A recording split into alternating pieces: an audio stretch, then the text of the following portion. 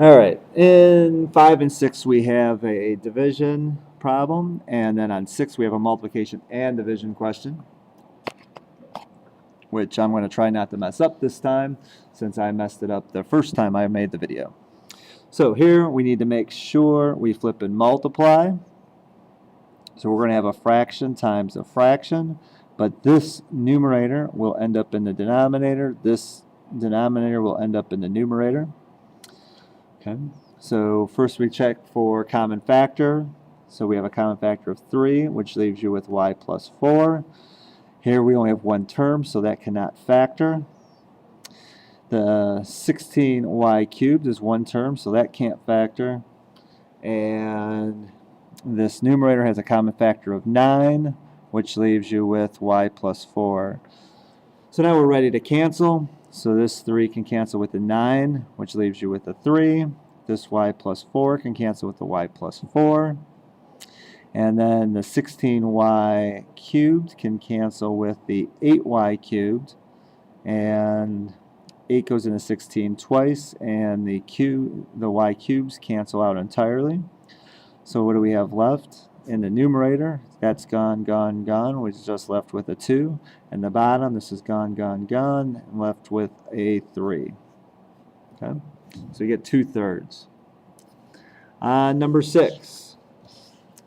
Number 6 here, we have a fraction times a fraction divided by a fraction. So the first two fractions will just normally get multiplied together. But then we are dividing by the last one, which is going to be multiplying by the reciprocal. So this numerator will end up in the denominator, and this denominator will end up in the numerator. So let's start factoring this. We start taking out the greatest common factor first, which is x, which leaves you with x squared minus 25. Should notice that x squared minus 25 is a difference of squares, so we're going to get rid of that and factor it into x minus 5, x plus 5.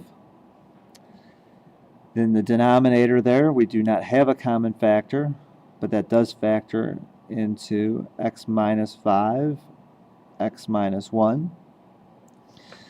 In the second fraction, we're not flipping this, it's just multiplying here, so we don't flip. We take out a common factor of 2, which leaves you with x squared minus 1. And again, we should notice that this is a difference of squares. So this cancels, and you're left with x minus 1, x plus 1. And then, since the denominator is only one term, that can't factor, so that's 4x squared. And then, for the last fraction, this denominator is our new numerator, so we have a common factor of 7 there, which leaves you with an x plus 1. And then for the numerator, looks like we have a common factor of x, which leaves you with x cubed plus 125. And you should notice that x cubed and 125 are both perfect squares, and since this is addition, we can do this as a difference of cubes, which is a binomial times a trinomial. So you take the cube root of each of these, and that's your first and last term of the binomial. The sign will match for the binomial. And the trinomial, you take both of these terms and square them. That's your first and your last terms. And then the middle term will be the opposite sign, and then these two terms multiplied together, which gets you 5x. Okay. So that's your difference of squares there. And now we're ready to start canceling. So apparently we have an x in the numerator here and an x in the denominator there, so we can cancel that. We have an x minus 5 and an x minus 5. We have an x plus 5 and an x plus 5. We have an x minus 1 and an x minus 1. It doesn't appear to have an x plus 1 in the denominator, so we can't cancel that. Do we have a factor of 7 in the denominator? We do not. And we've already determined we don't have an x plus 1 in the denominator, so we're ready to write our final answer. We have a 2 and a 7. Actually, nope, we missed that. We can actually reduce that. You have a 2 there, and that can cancel with the 4, which will leave you with a 2. So what's left in the top? This is all gone. This we're left with an x plus 1.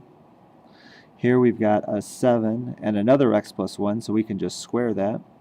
And then that's over. This is gone. This is a 2 and an x squared. So we have a 2 and an x squared. And then this is gone, gone, gone. And we're left with x squared minus 5x plus 25, which is prime. That can't be factored. So there's your final answer on number 6.